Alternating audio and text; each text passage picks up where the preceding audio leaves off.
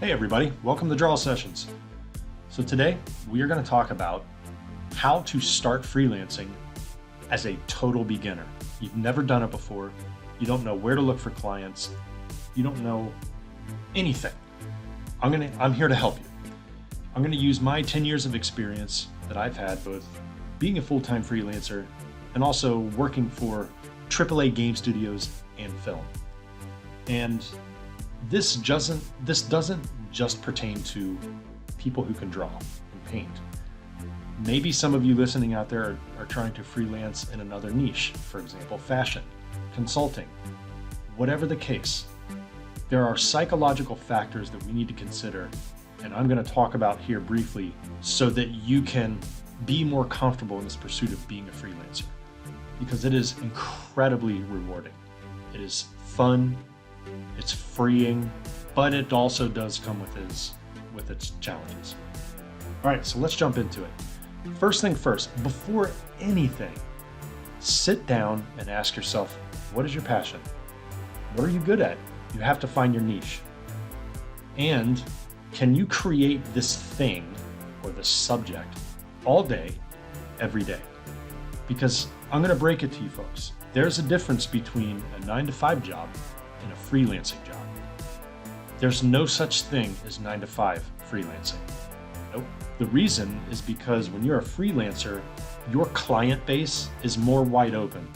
We're talking worldwide. We're talking different time zones. We're talking different expectations, different project sizes, etc. So while you may be on the East Coast of Eastern Standard Time, one of your clients is in Australia, which is 12 hours ahead of you. It's already noon there, and their work is needing to be out by 3 p.m. So that means that you need to stay up until 2, 3, 4 a.m. to get that work out. That's just a small piece of the pie on some of the things that you might need to think about. But let's jump back into creating this all day, every day. This is a passion. Okay, freelancing, while at the beginning you do have to just take jobs because you got to pay bills, you need to figure out if you're going to actually love doing what you do. If you don't love doing what you do, you're going to hate that job and you're not going to be a good freelancer. It's going to backfire.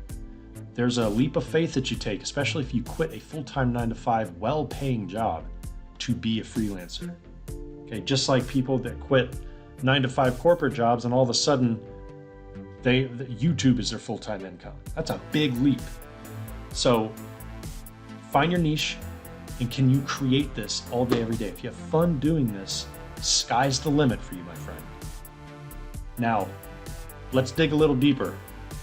Let's get into the psychology of this. And we're talking criticism, isolation, and discipline. These three things are paramount when it comes to wanting to be a freelancer. And I'm actually excited giving you this information, those of you that are just starting out, because I didn't have that. I wanted to go gung-ho. I wanted to just jump right into freelancing because I wanted the freedom, and there's a lot of work that goes into it. So what I mean by handling criticism is that it's different when you work inside of a building next to your boss, next to your senior artist, next to your higher ups, because they can just walk over and they can literally tell you if you're doing something wrong or right just by a glance. When you are a freelancer, you cannot take emails personally. There is always a tone, quote unquote, with written word when it comes to you needing to change what you made. And we can either take that negatively or positively. This is why social media either makes or breaks an artist. It destroys you if you cannot handle criticism. When you're a freelancer, you might have 6, 7, 8 clients and a project's due for each one. You might get hammered by 6 or 7 different clients telling you, that's not right, change this, we need this due tomorrow, we need that due the next day. Can you handle that? And jumping to the next one is, can you handle the isolation? So isolation means just that. Everybody, thanks to COVID, is working remotely now. There's a beautiful thing to this. And also, it's kind of unnerving and almost a little scary. if you're a social person, most artists are introverts anyway, but if you're an extrovert, you know, you might have a little bit more trouble with this. But there are times when freelance concept artists do not leave their house from the time they wake up in the morning to the time they go to bed at night for 2 or 3 days straight. Barely any food, no showers, and it's not healthy. So you have to get that work-life balance, which is a whole other thing to talk about. Okay, the next thing on the list is having an online presence. Now, before you rush to the conclusion of needing a gigantic following, that's definitely not the case. You don't need thousands upon thousands of followers. What I mean by having an online presence is having a portfolio on site, on a website. That is paramount in being a successful freelancer. It's not 1985 anymore. You can't just physically grab your portfolio, go run to an office and say, hey, can I work for you? It doesn't work like that anymore. So you need an online presence. And think about social media. We have LinkedIn, Facebook, Instagram, and portfolio sites such as ArtStation, Squarespace, Behance, Coraflot. Now, Coraflot's an old school one. Back when I was in college, Coraflot was mainly for industrial designers, graphic designers, some architecture, and a lot of fashion. So Coraflot's still around, actually. Having a presence online is really important because as a freelancer, that's how you're discovered, and that's how you're going to do a lot of your networking. So that is a very big thing to think about when it comes to wanting to be a freelancer and really taking this on full time. So to reiterate the psychological aspects of being a freelancer before we get into what to do right now today, you're going to find your niche. Okay, what's your passion? Can you create the thing that you love all day, every day? The psychology. Can you handle criticism? Can you handle the isolation? Are you disciplined and self-driven? Check your organizational skills. That's also paramount. Being organized, it means the less work you got to do. It's very, very frustrating for a freelancer when their desktop is completely full of different folders. They're not labeled. You're not labeling the files very well. It becomes a big problem. And then the third thing is having an online presence. If you don't have a portfolio, do not start freelancing until you have one. Okay, and make sure that the work inside your portfolio is displaying your passion, because art directors are only going to hire you for the things that they directly see. It doesn't matter what you explain to them that you can do. They need to physically see it. Because you might be very good at doing orthographic views for products, but if it's not in your portfolio, they don't know you, so they don't trust you. They need to be able to trust who they're hiring. All right, guess what? Now we're gonna get into what to actually do. Let's say you have all this covered. Let's say your mind, your body, your spirit, everything is okay, and you really do want to pursue this freelance. You feel like you can hit the ground running, let's say. So let's talk about cold messaging. Cold messaging is something that I have used throughout the years with great success. Yes, you're going to get turned down. Yes, you're going to be completely ignored. And yes, you're going to be forgotten. That's part of the job. And what I mean by that is if you email a potential client that does not have a job listing on their website, you probably won't get an answer at all ever. But when you do, things change for you. And it's really, really cool. It's a cool thing. And I'll explain to you what that means in a minute, because it involves what has been happening to me recently. So cold messaging, where to do it actually. There are two major sites. And again, this is me speaking from the concept artist point of view, somebody that draws characters and creatures and is around people that loves vehicles and props and all kinds of stuff for video games and movies. LinkedIn and ArtStation.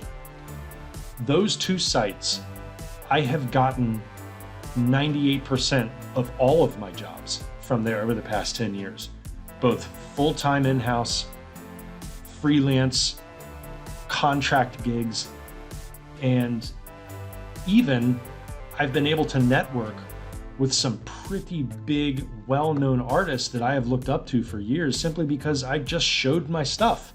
I messaged them. I asked for portfolio critiques from art directors and studios that I would eventually love to work for.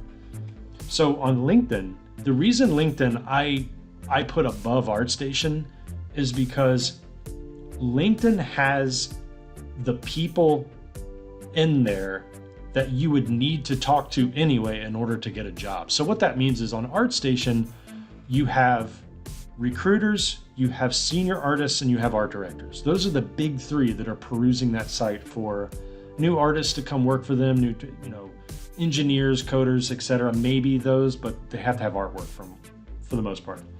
But on LinkedIn, you can look up a company that you like to work for, you would like to work for, and you just search in people for that company. It has everybody. It has HR department. It has the hiring managers. It has the recruiters. It has the senior level engineers and coders and lightbox artists, everybody you could possibly need to talk to in order to get hired. So those of you that are complete noobs to LinkedIn, I definitely suggest to make a profile today. And no, LinkedIn did not ask me to, I'm not sponsored by LinkedIn. I'm just telling you based on my own experience of using LinkedIn, why it's so vital to get on that site. It's not like Facebook. There's hardly any drama at all. Nobody posts about things that they went shopping for or what they ate for dinner. No, it's strictly work. Now, okay, LinkedIn. So one of the coolest things about LinkedIn is that when you put your artwork on LinkedIn and it's liked by somebody that it's at a specific company, everybody else that works at that company also saw that employee like your work. So instead of one person seeing it and being exposed, you're now exposed to 50 people. Now I know what you might be thinking about. Oh no, he's talking about exposure. Like, no, this isn't about freelancers getting duped and getting exposure instead of getting paid. No, this is just actually being seen so that you can eventually pick up clients to get paid later. LinkedIn is great. And the other site is ArtStation. So ArtStation acts as a major portfolio. It is a major portfolio site. It doesn't act like a portfolio site. But you got higher ups looking at the site on a daily basis. Most of the time it's in the trending session. But for the most part, you're going to get noticed. I got noticed by Netflix on there just because a recruiter happened to be perusing the site, saw my creatures, and I got hired. And there's been many other, smaller jobs, mid jobs, and bigger jobs that have come strictly on or from ArtStation. So you got LinkedIn, you got ArtStation, and there are also other sites that you can, put your work out there as far as online presence. We got Polycount, which is the old school forum, and of course you got your Behance and your Coreflot too. Having your own actual website, I'm going to give you some advice that's probably hard to hear if you've put in a lot of work on your website already. You don't need a personal domain and you don't need an actual website. Just use ArtStation, because you're going to be spending way more time making your own website look cool when that time could be spent making your artwork look cool. Now, if you're technically savvy and you build websites and it's awesome looking, cool. Art directors still aren't going to give a crap about your website. They're not going to care about the borders. They're not going to care about, I don't know, like Flash that you have on there, if you even use that. They don't give a crap. They're going to go straight to your work. If they can see all of your images displayed on one page, that's going to be way better than going through all these little paths and all these cool little button clicks to get to the work. They hate it. I hate it. They all hate it. Okay. Next thing is cold messaging. What do you actually send people? That's the big question. And while this could be a little intimidating at first, especially if you're messaging somebody you've never met, who is an amazing artist, and you're just like, oh my gosh, I don't know what to send him or her about my work like that. No, I'm not going to do that. Just be cordial, be brief. You got to pretend it's a mini cover letter. And don't forget your portfolio link and to attach your resume. It's no different than applying for a listed position. Okay? Have about a dozen companies you love to work for written down. It's an old piece of advice that I got years ago, and it actually worked. When you first start freelancing and you don't know who to send your portfolio to, or you don't know who to message, you kind of just spray and pray. Like, oh, look, there's a cool company, there's a cool company, there's a cool company. And you have like 30 companies you sent your message to, and it's all a generic cover letter. It's all generic. They're gonna know that in 5 seconds. They're gonna start reading it and be like, this was a template in Microsoft Word. I'm not gonna read the rest of this. And to give you an example of something that I have cold written clients, I'll read it to you right now. Something goes like this. Hello, so-and-so. So it could be a specific person, a company, or a team. I'm contacting you because of my interest in your game or games or films. Even though you do not have a concept artist position listed, if there's an opportunity for freelance projects, I would love to help out. Here's my portfolio, and I appreciate your time. Warm regards, and then your name. That's it, folks. That's it. You don't need to go into a long-winded, please just check this out, I've done this, I've done that, I've done this. No. Remember, you're cold messaging these people.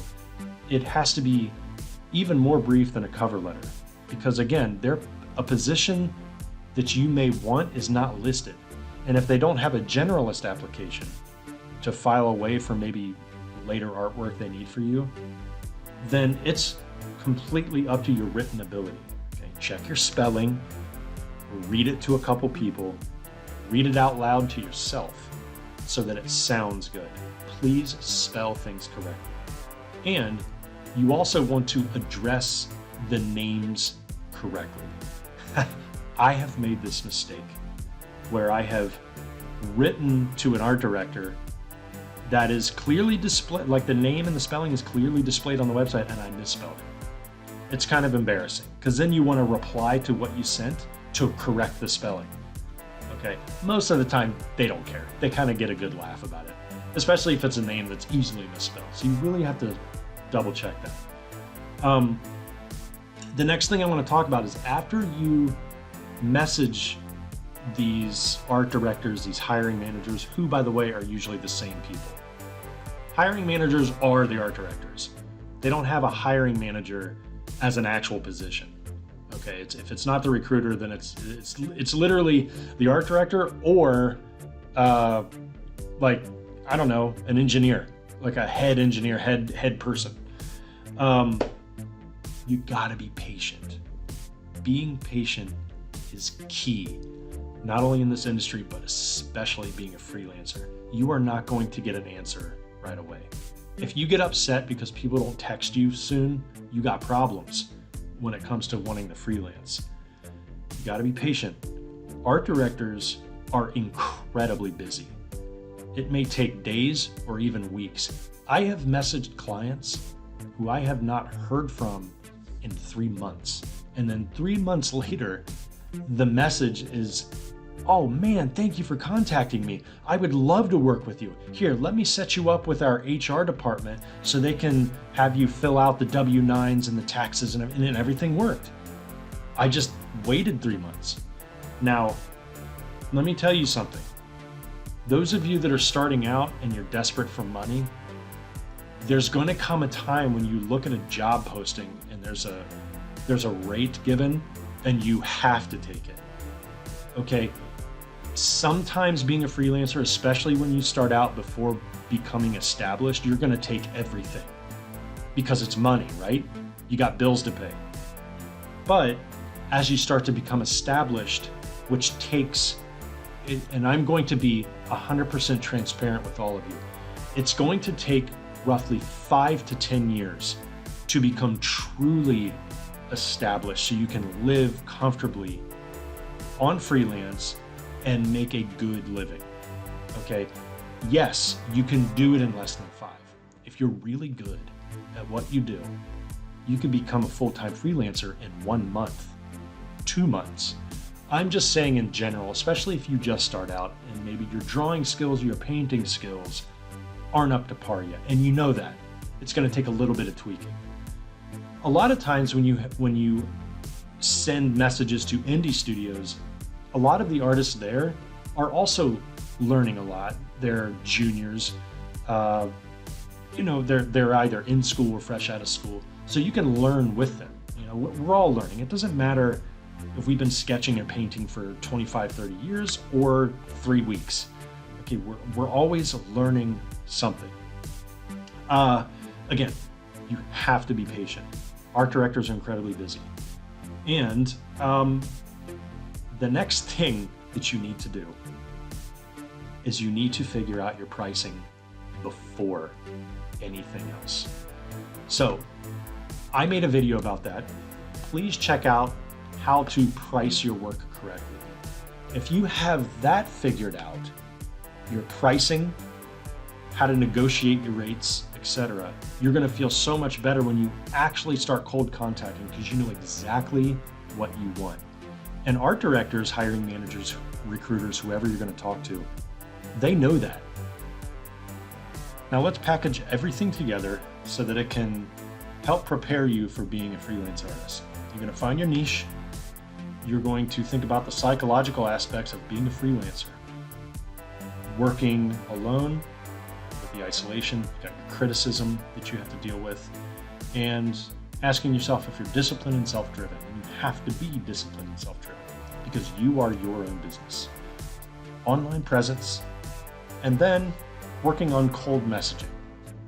Now you can physically type this out to practice it. Just go into Microsoft Word and do it. There's something more raw and real when you get into a word processor versus just taking down notes on a notepad in your cell phone. It feels like you are writing on paper, or just flat out write it on paper. You commit it to memory much better. That's a scientific fact. So you need to practice wording these messages. You're selling yourself. It's an elevator speech. Okay, think about the companies that you want to work for. Write down 10. These 10 companies are most suited for you, and your work would be most suited for that company. Think about that. If your dream company does not make anything that you draw or paint, why would they hire you? Because then they would need proof that you can switch styles to match what they do. If you want to work at Blizzard and your stuff is demonic looking and it doesn't look anything like Blizzard, even, the most evil thing that they make is Diablo. If it doesn't look like Diablo art, you're not going to get hired. Wizards of the Coast, Coalition, High-Res Studios, all these companies. Is it stylized? Is it realistic? Then you need to cold message and work on cold messaging artists that work in those companies. Okay, that's how you network. So again, check out this video that's listed above about the pricing of your work, and I think it'll help. And couple it all together, and I think that you guys are going to be on a very good trajectory, an upward trajectory, and making a living being a freelance artist. Thanks again for listening to this. I love talking about this stuff. Comment below and let me know if there's anything else you would like me to talk about within this this little area of becoming a freelancer, pricing, etc. So thanks again, guys, and I'll see you later.